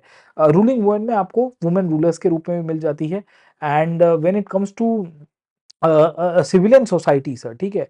तो सिविलियन सोसाइटी में आपको अलग अलग ऑक्यूपेशंस में किस किस तरह से आपको मिलते हैं, डांसर्स के रूप में, आर्टिजन्स के रूप में, इन the form of occupation, somewhere in the labour form के रूप में, उसको आपको हाईलाइट करना है और कंपेयर और कॉन्ट्रास्ट करने की कोशिश करनी है सर, ठीक है। तो एग्जाम्पल्स आपको बहुत कोट करने पड़ेंगे, पर मेरे हिसाब से इसमें हिस्टोग्राफी बहुत आएगी सर, ठीक है, क्योंकि उन्हीं के ऊपर से आप कोट करके बताओगे कि इन्होंने स्त्रियों के बारे में ये देखा, इन्होंने स्त्रियों के बारे में ये देखा, स्त्रियों की कंडीशन ऐसी हुआ करती थी, लिखेंगे ऐसी हुआ करती थी, पर उसके पीछे तथ्य देंगे। If you are not able to give the facts behind that तो फिर नंबर नहीं मिलेंगे। खैर, नेक्स्ट क्वेश्चन के ऊपर चले जाते हैं।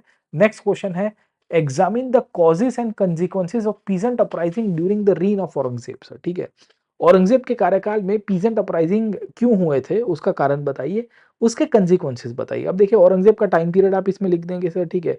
खास करके 17th सेंचुरी का टाइम पीरियड लिखेंगे कि भाई 1658 से लेके 1658 से लेके 1707 तक औरंगजेब ने शासन किया।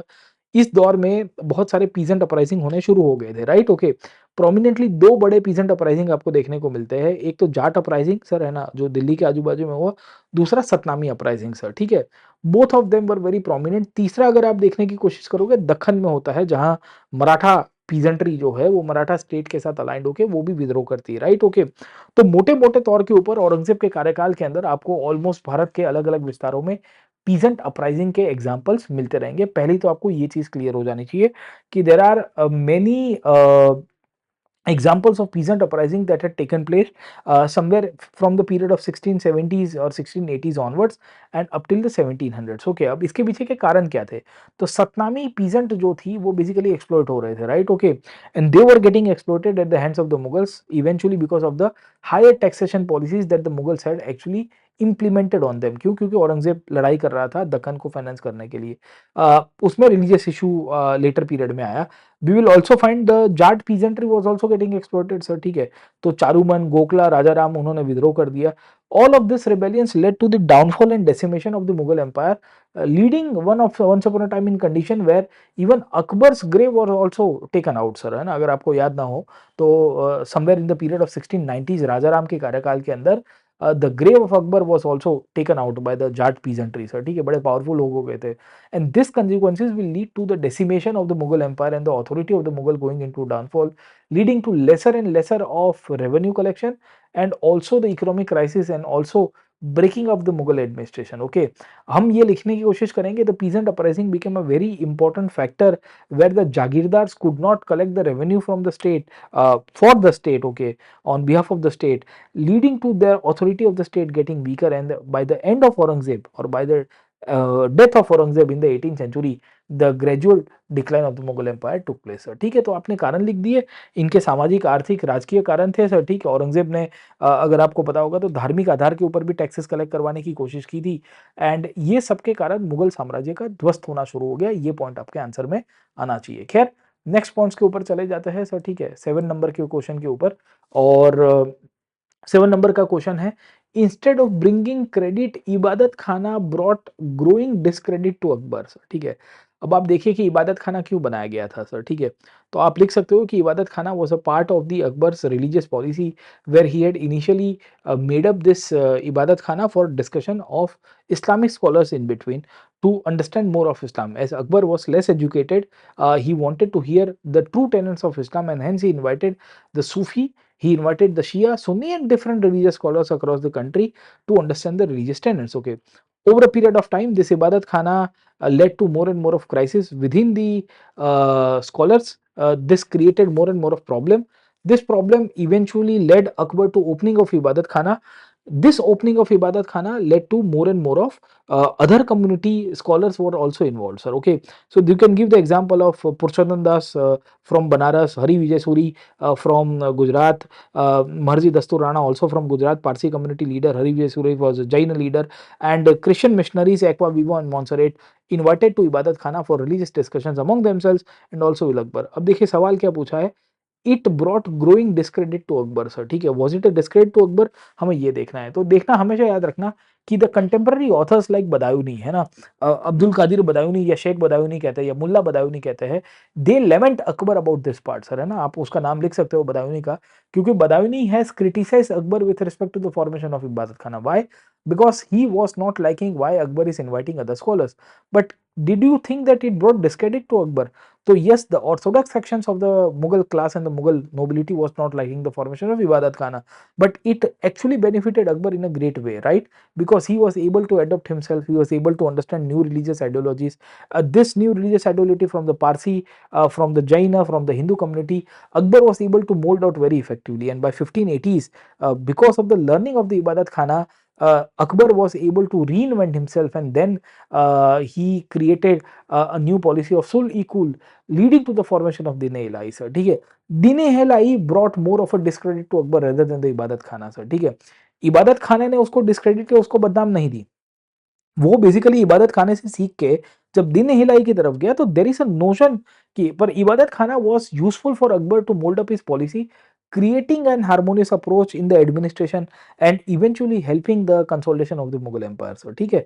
तो इस तरह से हम लोग कंक्लूड करने की कोशिश करेंगे कि ये पूरी तरह से डिस्क्रेडिटेड नहीं है, एक्सपेरिमेंट था, क्योंकि इसके पहले कोई राजा ने नहीं किया है कि इतने सारे धार्मिक स्कॉलर को बुला के संवाद करके उनसे सीखे और अल्टीमेटली मोल्ड करे अपने एडमिनिस्ट्रेशन और पॉलिसीज के अंदर, राइट? ओके, तो ये एक सवाल आया था इबादत खाने के कंटेक्स्ट में, होपफुली आपको पिक्चर क्लियर हो, इसके ऊपर आगे भी डिस्कस करेंगे सर, ठीक है? नेक्स्ट क्वेश्चन है, मराठा का गुरिल्ला युद्ध रणनीति ने बड़ी और अधिक स्थापित सेनाओं के खिलाफ उनकी सैन्य सफलताओं में कैसे योगदान दिया सर, ठीक है? कि how the Maratha guerrilla warfare tactics contribute to their military successes against larger and more established armies जो बेसिकली मराठा के सामने हुआ करती थी। अब देखिए मराठा की गुरिल्ला वॉरफेयर की जो पॉलिसी से आप शिवाजी महाराज से शुरू कर सकते हो कि the Maratha guerrilla warfare practices can be traced back to the rise of the Maratha power under Chhatrapati Shivaji sir, ठीक है ना, समझे। Where against the fighting against the Shahi kingdoms, okay, Adil Shahi and Qutub Shahi, Adil Shahi and the Nizam Shahis. This policy or this uh, approach was used by the Marathas, and this actually helped them around. So, ठीक है. We'll also find कि the same approach was used against the Mughal armies as well in the early part of the Shivaji Maharaj and even in the later stages as well. Okay, तो आपको इसके अंदर से लिखना है कि how guerrilla warfare was helping them in the creation of empire. तो जो हिंदवी स्वराज था वो क्या था, गुरिल्ला वॉरफेयर की डेफिनेशन आपको देनी है कि what is exactly guerrilla warfare, है ना, कि भाई ये है क्या सर, है ना, छापेमार युद्ध के रूप में हम लोग इसको पहचानते हैं, ये किस तरह से निकल के आया था। In fact Shivaji Maharaj is called as the father of the guerrilla warfare techniques. वो थे आप समझने की कोशिश करोगे महाराणा प्रताप आपको देखने को मिलेंगे, इन्हों का कंट्रीब्यूशन आपको गुरिल्ला वॉरफेयर सिस्टम के अंदर भी बढ़ बढ़ के देखने को मिलता है, राइट। ओके, तो आपको डिफाइन करना है वो कैसे हेल्प कर रहा था अलग अलग जगह के ऊपर, कि औरंगजेब के सामने लड़ने में कैसे हेल्प किया, दक्खनियों के सामने में लड़ने में कैसे हेल्प किया सर, ठीक है। And over a period of time we will also see कि जब पेशवास निकल के आए, जब पेशवास ने मराठा साम्राज्य को अटक से लेके कटक तक लेके गए, उसमें भी कैसे हेल्प करना है आपको बैटल्स के अंदर। बाजीराव हो गए हैं, बाजीराव वन हो गए, या बाजीराव नाना साहेब हो गए हैं सर, ठीक है। इनके समय पे किस तरह का ये होता है। आखिर में हम लोग ये कंक्लूड करेंगे कि Marathas no doubt were expert in the guerrilla warfare system, but many a times when it comes to the pitch battle, that is the open ground battles, the Marathas were still facing a problem, and this eventually resulted when the third battle of Panipat took place.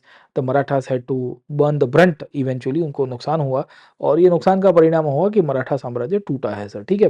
तो guerrilla warfare के context में देखना है कि कैसे वो help करती है टेक्टिक्स के रूप में, कौन सी बैटल्स थी सिग्निफिकेंटली, उसको हम लोग इसके अंदर से कोट करने की कोशिश करेंगे। आगे जब मिडिवल इंडिया के ऊपर चर्चा करेंगे प्लस क्लासेस में, अगर आप नहीं जुड़े हो तो जुड़ सकते हो, उसके ऊपर ये और चर्चा डिटेल में हम लोग करने की कोशिश करेंगे। खैर, नेक्स्ट क्वेश्चन है, क्वेश्चन नंबर 8 या 7 नंबर है, सॉरी माय बैड। वो है असफ जाही डायनेस्टी के बारे में, और पूछा गया है कि examine the role of Asaf Jahi dynasty in the political transformation of the state of Hyderabad sir, ठीक है। अब आप देखिए कि ये 18th सेंचुरी की हिस्ट्री का टॉपिक है, 18th century India normally modern history के साथ ओवरलैप होता है। असफजाही डायनेस्टी कब निकल के आई थी आप देखिए, तो चीन कुलीज खान सर, असफजा, निजाम उल मुल्क, ओके, कमराद्दुन सर, ठीक है ना, ये पूरा उनका नाम हुआ करता था, अलग अलग तरह का टाइटल आपको दिए गए थे by Aurangzeb and later on by Mohammad Shah Rangila sir, ठीक है। तो इन्होंने 18वीं शताब्दी के अंदर रोल प्ले किया है in the development of Hyderabad sir, ठीक है।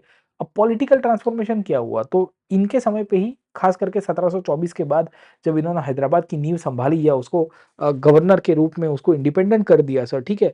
तो they were the ones who basically created a very important power in 18th century.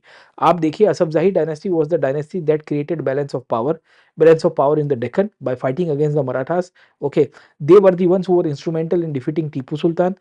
They were the ones who were instrumental in defeating the French from India, or they were the ones who were initially instrumental in balancing the French and the British power in the Carnatic Wars. Asafzahi dynasty was also the one, Asafzah himself, who fought against the foreign powers like Nadir Shah, who was there invading India in the 18th century in 1739. And the same dynasty, okay, the legacy of the Asafzahi dynasty can be traced back, where even the successors of the king Asafza also made sure कि they fought in the battle of Panipat as well sir, ठीक है। तो इस तरह से हम लोग highlight करने की कोशिश करेंगे कि इन्होंने हैदराबाद को पूरी तरह से ट्रांसफॉर्म किया, एक मॉडर्न स्टेट के रूप में निकल के लेके आए। ग्रेजुअली वी विल सी कि पॉलिटिकल ट्रांसफॉर्मेशन जैसे जैसे हुआ वैसे वैसे इकोनॉमिक ट्रांसफॉर्मेशन हुआ। Hyderabad created was emerged as one of the biggest princely states in the country by the mid 19th century. It was equivalent to the size of France, and this will also see that the rulers of the Hyderabad state got the title of Nizam ul Mulk, that is the Nizam. This Nizam dynasty played a very significant role in not integration of India sir, ठीक है ना। तो 1947 में अगर आपको थोड़ा बहुत idea होगा कि दी Asafzai dynasty, when it transformed politically itself, they were ambitious that they will be making sure that they did not be joining the Indian Union sir, ठीक है. बट खैर the history was different. But आपको शुरुआती दौर में लिखना पड़ेगा sir, है ना. असफजा का नाम लिखना पड़ेगा आपको, मुजफ्फर जंग का नाम लिखना पड़ेगा, आपको over a period of time Nasir Jung का नाम लिखना पड़ेगा कि क्या हुआ. और यही डायनेस्टी बेसिकली सब जगह के ऊपर इंस्ट्रूमेंटल थी. मराठाओं को काउंटर करने में, वी विल सी कि फ्रेंच अंग्रेज़ों की लड़ाई के अंदर मैसूर को काउंटर करने में दिल्ली तक इसका इन्फ्लुएंस था, और इसके कारण ये एक बहुत बड़ी प्रोमिनेंट फोर्स के रूप में निकल के आई, और ये कंटिन्यू होती रही अप टिल 1947 सर, ठीक है ना. 1948 में 17 as far as I remember सितंबर के दिन, 17 सितंबर के दिन इनका फाइनली इंडियन यूनियन में मर्जर किया गया था, even by military force. Okay, तो ये चीज़ आपको पूछी गई है, कंपैरेटिवली है, हिस्टोरिकल क्वेश्चन है कंटेक्स्ट में. खैर, इसके बाद नेक्स्ट क्वेश्चन के ऊपर चलते हैं. हाँ जी, तो हम बात कर रहे थे with reference to the question about the Bahmani sultan. Just a second, ये क्वेश्चन चेंज हो गया है, एक ही मिनट. हाँ जी दोस्तों, तो हम बात कर रहे थे with reference to the contribution of Bahmani sultans to the development of the Indo Islamic architecture, कि भाई इनका क्या कंट्रीब्यूशन था. अब देखिए, बहमनी सुल्तान्स का पावर के ऊपर है 14th सेंचुरी के अंदर, राइट. ओके, एंड 1347 के अंदर अलोंग विथ विजयनगर के बाद ये डेवलप हो गए. बहमनी सुल्तान्स ने गुलबर्ग और बिदर, ये दो जगह के ऊपर वी विल सी की कंट्रीब्यूशन किया था, because this were the two capitals that the Bahmanis had develop for themselves. Okay, अब इसमें राजाओं के नाम तो याद नहीं रहेंगे, पर अहमद वली शाह करके एक राजा थे, अलाउद्दीन हसन बहमन शाह करके एक राजा थे, महमूद गवान करके एक राजा थे. इनके द्वारा वी विल सी की आर्किटेक्चर को डेवलप किया गया था. अब आर्किटेक्चर क्या क्या बनाएंगे. अब देखिए, इंडो इस्लामिक आर्किटेक्चर है तो ऑब्वियस है कि इसमें Indian influence in the Islamic art आपको देखने को मिलता है. प्रिसाइसली बहमनी सुल्तान्स अपने आप को पर्शियन ओरिजिन के कहते थे, तो इनके आर्किटेक्चर के फीचर के अंदर हमको ये याद रखना है कि भाई पर्शियन इन्फ्लुएंस सबसे ज़्यादा देखने को मिलेगा. Will find the Persian influence in a greater sense. Okay, अब ये क्या क्या बनाएंगे. डोम बनाएंगे, मॉस्क बनाएंगे, टोम बनाएंगे यानी कि मकबरे बनाएंगे अपने राजा को दफनाने के लिए, फोर्ट्स बनाने की कोशिश करेंगे, और साथों के साथों एक स्पेसिफिक ऑब्जेक्टिव्स जैसे मदरसा इन्होंने बनाया था बीदर के अंदर सर, ठीक है.